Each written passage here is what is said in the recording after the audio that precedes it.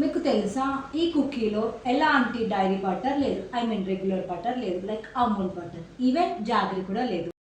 చాలామంది pumpkin seeds అనేటివి రెగ్యులర్గానే నార్మల్గా కన్జ్యూమ్ చేస్తారు, కానీ క్రిస్పియోలో డిఫరెంట్గా క్రియేటివ్గా థింక్ చేసి కుకీస్ని ప్రిపేర్ చేస్తున్నాం.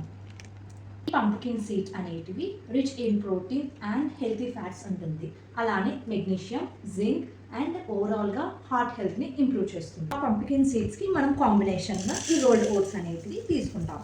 సో పెయిడ్ చేస్తున్నాం కుకీస్లో. ఈ రోల్డ్ ఓట్స్ అనేటివి రిచ్ ఇన్ ఫైబర్ అండ్ అలానే డైజెస్టివ్ సిస్టమ్ని సపోర్ట్ చేస్తుంది. సో ఇప్పుడు మనం ఈ పంపుకిన్ సీడ్స్ని ఓట్స్ని పేరప్ చేస్తున్నాం అనమాట మన కుకీస్లో. కానీ మన కుకీస్లో ఒక ట్విస్ట్ ఉంది, అదేంటో చూపిద్దాం. మనము పంపుకిన్ సీడ్స్ని ఇలా పంపుకిన్ సీడ్ బటర్గా ప్రిపేర్ చేస్తాము.